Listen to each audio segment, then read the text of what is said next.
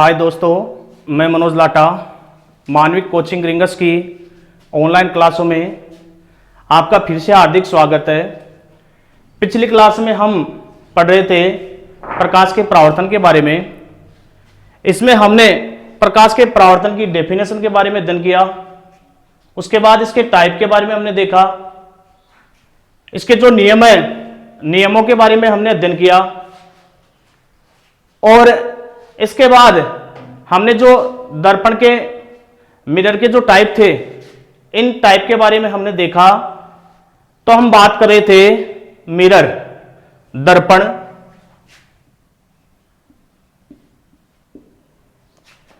दर्पण, इसको मिरर भी कहा जाता है। और ये मिरर दो प्रकार का होता है। एक तो समतल दर्पण, इसको प्लेन मिरर कहा जाता है। और दूसरा प्रकार है गोलीय दर्पण। इस गोलीय दर्पण को स्फेरिकल मिरर कहा जाता है। और ये स्फेरिकल मिरर भी दो प्रकार का होता है। एक तो है अवतल दर्पण, जिसको कॉनकेव मिरर कहा जाता है। और इसका दूसरा प्रकार है उत्तल दर्पण।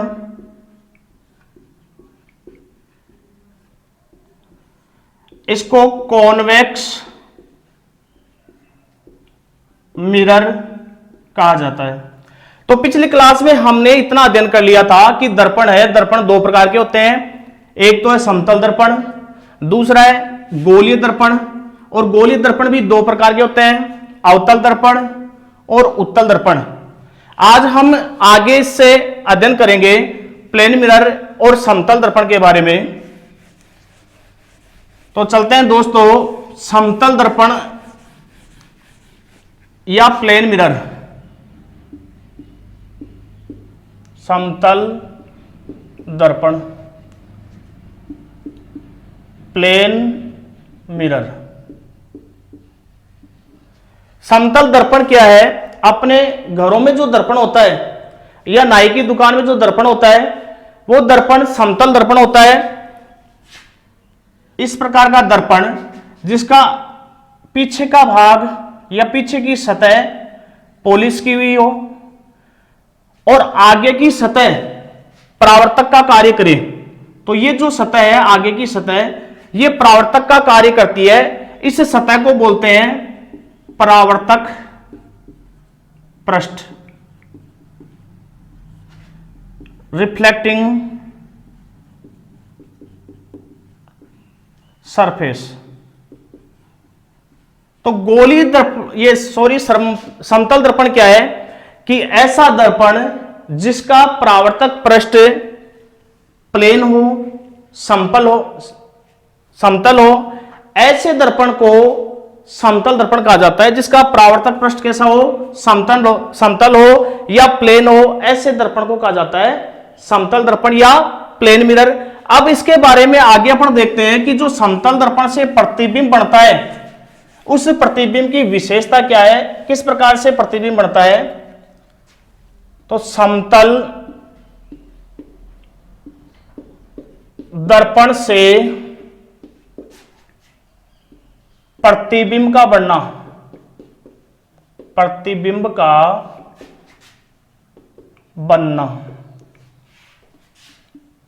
Image formation by plane mirror. समतल दर्पण से प्रतिबिंब का बनना, समतल दर्पण से प्रतिबिंब कैसे बनता है और उसकी विशेषता क्या है, इसके बारे में अपन देखेंगे। ये दर्पण है, ये दर्पण समतल दर्पण है। और इस दर्पण के सामने कोई ऑब्जेक्ट रखा है, वस्तु रखी है, और इस वस्तु का नाम दे दिया ए बी।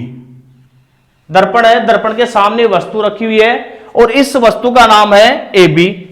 अब इस वस्तु के ए पॉइंट से हम प्रकाश की किरण दर्पण के ऊपर आपतित करवाते हैं। ए पॉइंट से प्रकाश की किरण लंबवत आपतित हो रही है, तो जब लंबवत आपतित होती है तो लंबवत ही परावर्तित हो जाती है, तो ये लंबवत ही परावर्तित हो जाती है।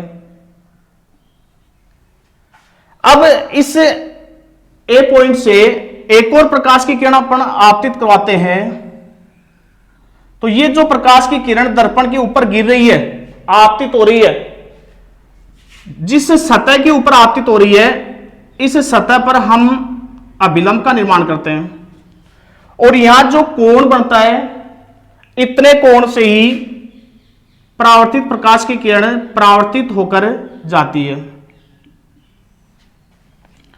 अब यहां जो आपतन कोण बनता है, उतने कोण से ही यह परावर्तित होकर जाती है। तो यह परावर्तित प्रकाश की किरण और यह परावर्तित प्रकाश की किरण, दोनों परावर्तित प्रकाश की किरण कहीं मिल रही है क्या? आगे कहीं मिलेगी क्या? तो नहीं मिलती है।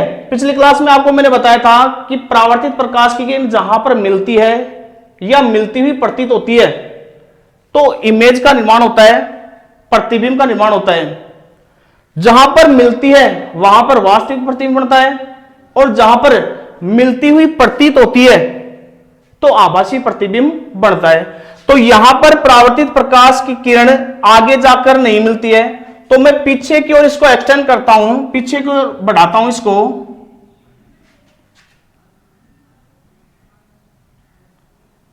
तो यहां पर ए पॉइंट का प्रतिबिंब बनता है। यहां पर दोनों परावर्तित प्रकाश की किरण मिलती हुई प्रतीत होती है, तो यहां ए पॉइंट का प्रतिबिंब ए डैश बनता है। अब हम बी पॉइंट से बात करते हैं। बी पॉइंट से प्रकाश की किरण आपतित करवाते हैं, लंबवत आपतित करवाते हैं, तो लंबवत ही परावर्तित हो जाती है।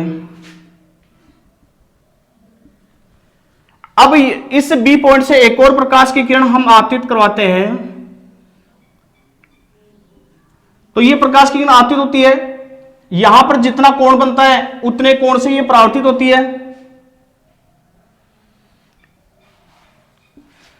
अब एक तो परावर्तित प्रकाश की किरण यह है और दूसरी परावर्तित प्रकाश की किरण यह है। ये दोनों परावर्तित प्रकाश की किरण मिलती है क्या? नहीं मिलती है। अपने इसको यदि आगे भी बढ़ाएं तो ये आगे जाकर भी कहीं नहीं मिलती है। जब ये नहीं मिलती है तो मैं इसको पीछे एक्सटेंड करता हूं, पीछे की ओर बढ़ाता हूं। इस परावर्तित प्रकाश की किरण को मैंने पीछे की ओर बढ़ाया और इसको मैंने पीछे की ओर बढ़ाया, तो ये दोनों परावर्तित प्रकाश की किरण यहां इस पॉइंट पर मिलती हुई प्रतीत होती है। तो यहां पर ये दोनों परावर्तित प्रकाश की किरण मिलती है, तो जो AB वस्तु है, इस AB वस्तु का प्रतिबिंब दर्पण के पीछे की ओर यहां पर बनता है। अब ये जो दर्पण बन गया, इस दर्पण की विशेषता देखते हैं। पहली विशेषता कि जो दर्पण है, इस दर्पण सॉरी ये वस्तु है, इस वस्तु का प्रतिबिंब दर्पण में कैसा बन रहा है? सीधा बन रहा है। तो पहली विशेषता है कि प्रतिबिंब कैसा बन रहा है? सीधा, इरेक्ट। इसकी दूसरी विशेषता क्या है कि मैंने आपको पहले ही बताया था कि परावर्तित प्रकाश की किरण जहां पर मिलती है वहां पर तो वास्तविक प्रतिबिंब बनता है, और जहां पर मिलती हुई प्रतीत होती है तो प्रतिबिंब आभासी बनता है, वर्चुअल इमेज बनती है। तो यहां पर आप देख रहे हो परावर्तित प्रकाश की किरण मिलती हुई प्रतीत हो रही है, तो प्रतिबिंब कैसा बन रहा है? आभासी, वर्चुअल। दोस्तों मैं सीधा क्वेश्चन लिखा था आपको कि समतल दर्पण से प्रतिबिंब बढ़ता है, आप रट लेते कि प्रतिबिंब कैसा बढ़ता है? आभासी। लेकिन कुछ दिनों बाद आप भूल जाते कि आभासी बढ़ता है, वास्तविक बढ़ता है। लेकिन कंसेप्ट यदि याद रहती है, कंसेप्ट यदि ध्यान में रहती है, तो आप आसानी से बता सकते हो कि प्रतिबिंब आभासी बढ़ता है या वास्तविक बढ़ता है। तो आपने यहां देखा प्रतिबिंब कैसा बन रहा है? आभासी प्रतिबिंब बन रहा है। इसकी तीसरी विशेषता कि यह वस्तु इतने आकार की थी, इसका प्रतिबिंब भी इतने आकार का बन रहा है, अर्थात प्रतिबिंब समान आकार का बनता है, सेम साइज का बनता है, सेम साइज। समान आकार, प्रतिबिंब कैसा होता है? समान आकार। इसकी चौथी विशेषता देखते हैं। चौथी विशेषता क्या है कि प्रतिबिंब कैसा बनता है? प्रतिबिंब पार्श्व परिवर्तित होता है, अर्थात दायां भाग बायां, बायां भाग दायां दिखाई देता है। हम दर्पण के सामने खड़े हो जाते हैं और सामने खड़े होने के बाद दाहिना हाथ ऊपर करते हैं तो दर्पण में हमारे को बायां हाथ ऊपर होता हुआ दिखाई देता है। ऐसे ही हम दर्पण में बायां हाथ ऊपर करके खड़े हो जाते हैं तो हमारे दर्पण के सामने प्रतिबिंब जो बनता है, इस प्रतिबिंब में दाहिना हाथ ऊपर खड़ा हुआ दिखाई देता है। इस प्रकार के परिवर्तन को कहा जाता है पार्श्व परिवर्तन। तो चौथी विशेषता है कि प्रतिबिंब पार्श्व परिवर्तित होता है।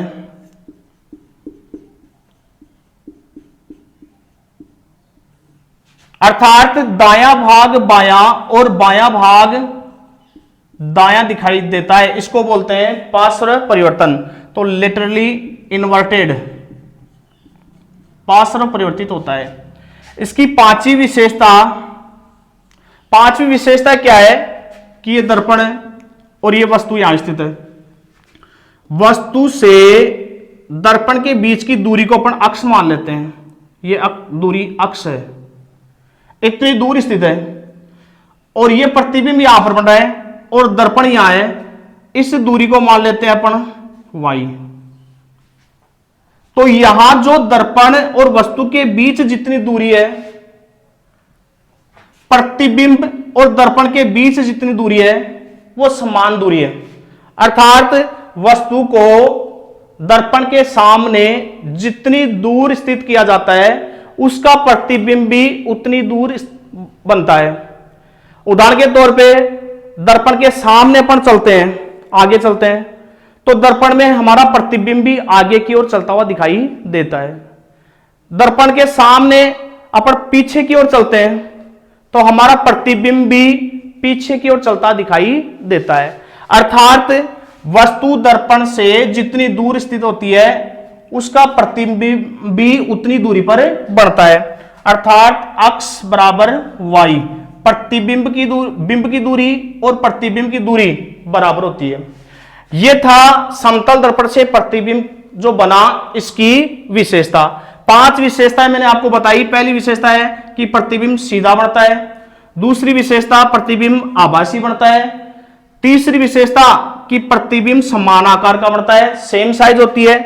चौथी विशेषता कि पार्श्व परिवर्तित होता है और पांचवी विशेषता कि वस्तु जितनी दूरी पर स्थित होती है उसका प्रतिबिंब भी उतनी दूरी पर बनता है। अब दोस्तों हम आगे बात करेंगे दर्पण से संबंधित शब्दावली या टर्म।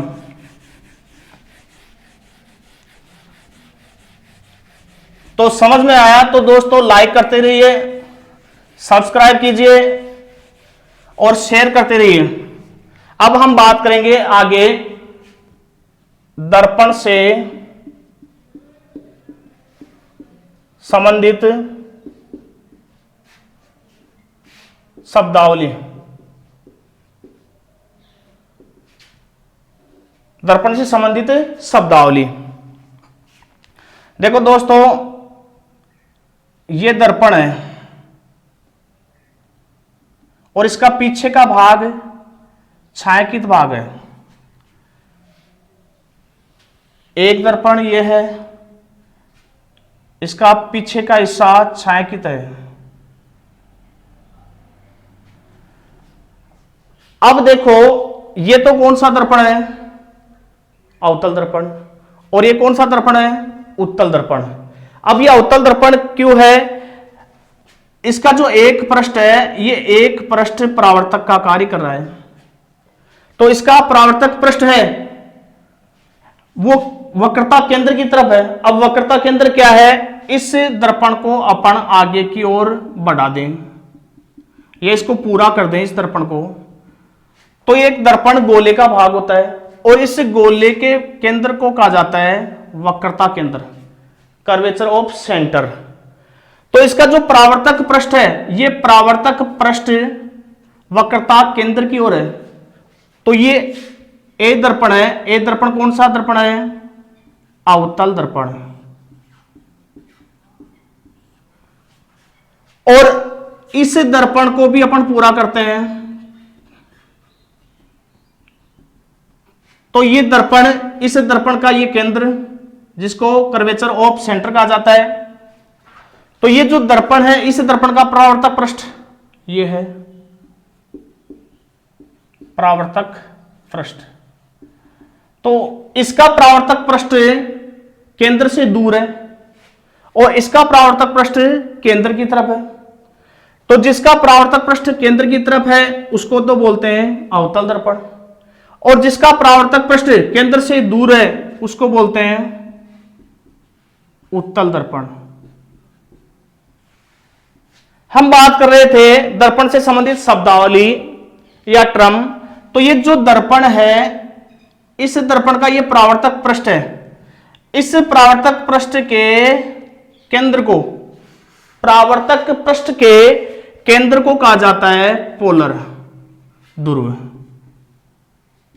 क्या कहा जाता है? ध्रुव। तो दर्पण के परावर्तक पृष्ठ के केंद्र को ध्रुव कहा जाता है। दूसरा ये दर्पण है, इस दर्पण का ये परावर्तक पृष्ठ है। इस परावर्तक पृष्ठ के केंद्र को क्या कहा जाता है? दर्पण का ध्रुव। और दर्पण एक गोले का भाग होता है और गोले के केंद्र को क्या कहते हैं? वक्रता केंद्र।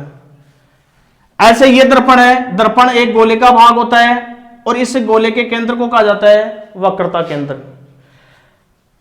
वक्रता केंद्र और ध्रुव के बीच की दूरी को बोलते हैं वक्रता त्रिज्या।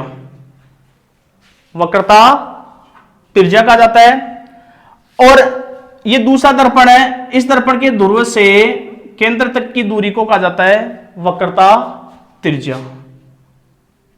एक और अपन डायग्राम के माध्यम से आगे दर्पण से संबंधित शब्दावलियों को देखेंगे तो आपको पता चला कि दर्पण का ध्रुव क्या है। परावर्तक पृष्ठ के केंद्र को दर्पण का ध्रुव कहा जाता है। वक्रता केंद्र दर्पण के केंद्र को वक्रता केंद्र कहा जाता है और वक्रता त्रिज्या दर्पण के ध्रुव है और वक्रता केंद्र के बीच की दूरी को वक्रता त्रिज्या कहते हैं।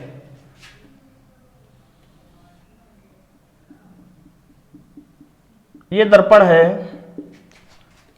एक दर्पण और है,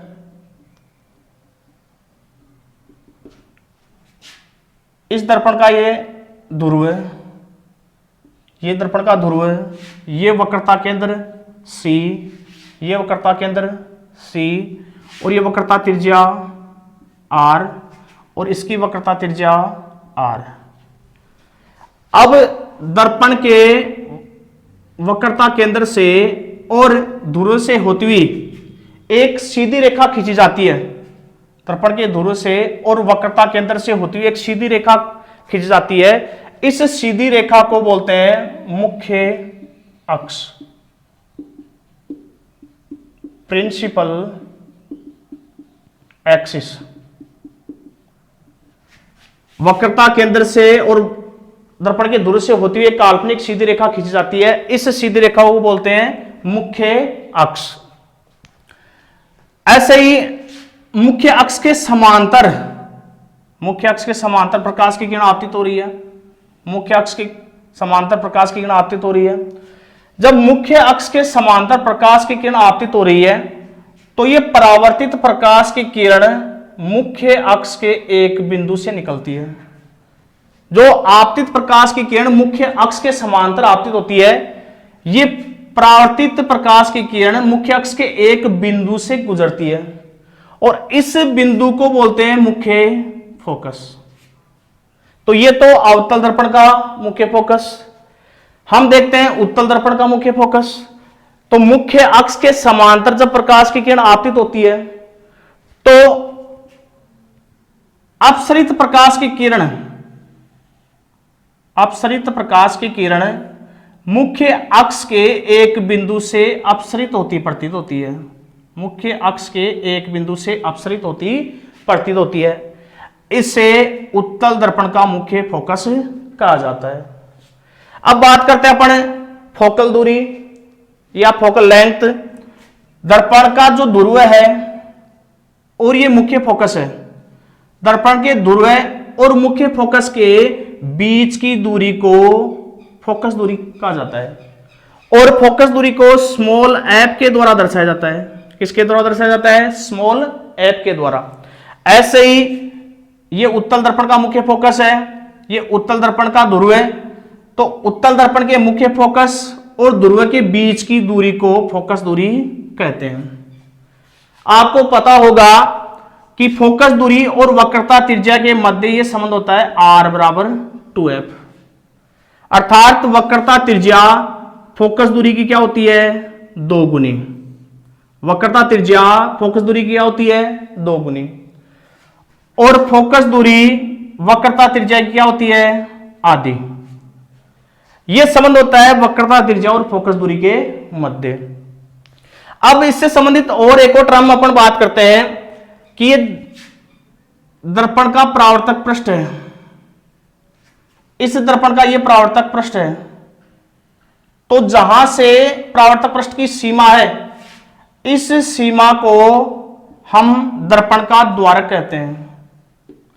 तो आप देख रहे हो डायग्राम में जो एम एन तथा एम डैश एन डैश ये दर्पण के द्वारक कहलाते हैं। दर्पण के द्वारक, तो इनको कहा जाता है दर्पण का द्वारक। अपर्चर ऑफ मिरर, दर्पण का द्वारक। कि दर्पण का परावर्तक पृष्ठ है, परावर्तक पृष्ठ की वर्ताकार जो सीमा रेखा है, इस सीमा रेखा को ही कहा जाता है दर्पण का द्वारक। तो हम बात कर रहे थे कि वक्रता त्रिज्या और फोकस दूरी के मध्य जो संबंध है r बराबर 2f, इस पर आधारित आंकिक प्रश्न पूछे जाते हैं। जो आंकिक प्रश्न इस प्रकार से है। पहले क्वेश्चन की अपन बात करते हैं।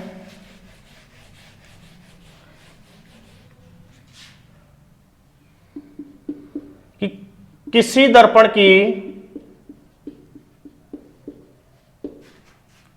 वक्रता त्रिज्या 20 सेंटीमीटर है, तो फोकस दूरी, कई बार लिखा होता है फोकल लंबाई, फोकल लंबाई, तो एक ही बात होती है दोस्तों, फोकल लंबाई बोल दो या फोकस दूरी। तो फोकस दूरी ज्ञात करो। अब इस क्वेश्चन में वक्रता त्रिज्या r का मान दे रखा है 20 सेंटीमीटर और पूछा है f का मान, फोकस दूरी का मान पूछा है। हम जानते हैं कि वक्रता त्रिज्या और फोकस दूरी के मध्य संबंध होता है r बराबर 2f। हमारे को फोकस दूरी ज्ञात करनी है, तो 2 को इधर ले जाते हैं। अब 2 इधर जाता है तो भाग में, तो f बराबर r बटे 2, तो f बराबर r का मान रख दो। r का मान कितना है? 20, तो 20 बटे 2, तो फोकस दूरी का मान कितना आ गया? 10 सेंटीमीटर। तो वक्रता त्रिज्या 20 सेंटीमीटर है, तो फोकस दूरी कितनी होगी? 10 सेंटीमीटर। एक और क्वेश्चन अपन देखते हैं इसमें।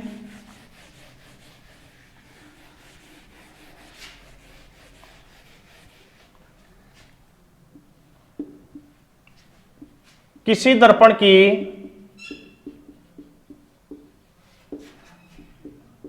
फोकस दूरी 10 सेंटीमीटर है, तो वक्रता त्रिज्या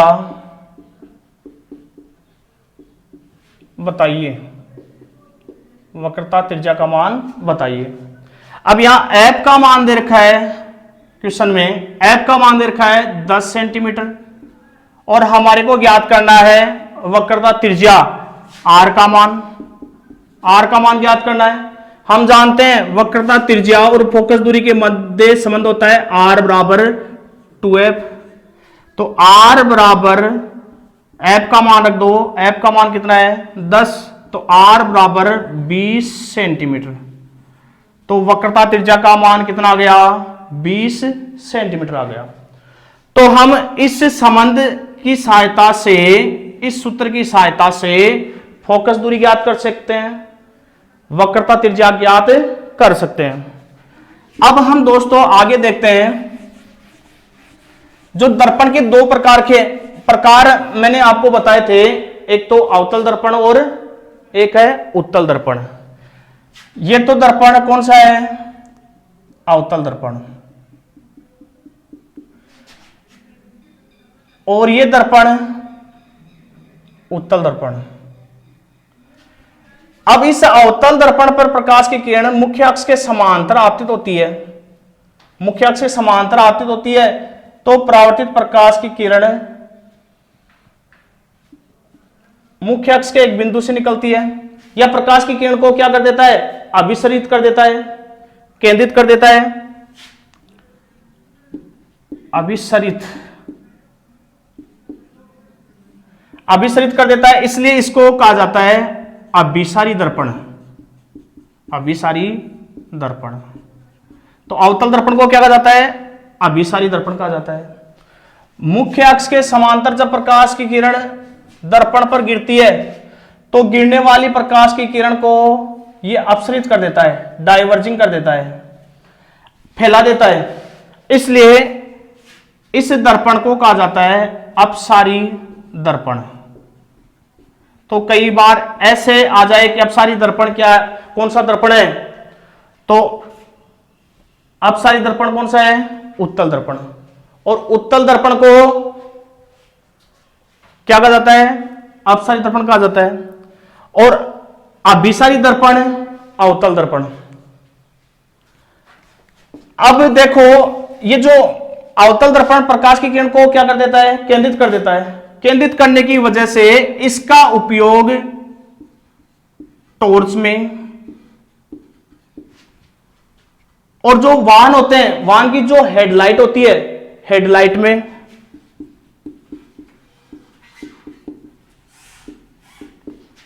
और इसके अलावा दंत चिकित्सक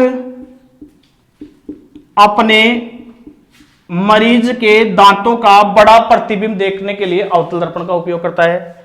शेविंग करने में, शेविंग करने में अवतल दर्पण का उपयोग किया जाता है। और इसके अलावा सौर भट्टियों में, सौर भट्टियों में प्रकाश को केंद्रित करने में अवतल दर्पण का उपयोग किया जाता है। और यह उत्तल दर्पण है। इस उत्तल दर्पण का उपयोग स्ट्रीट लैंप में, जो गलियों में लैंप लगाए जाते हैं, उन स्ट्रीट लैंप में उत्तल दर्पण का उपयोग किया जाता है, क्योंकि प्रकाश को फैला देता है।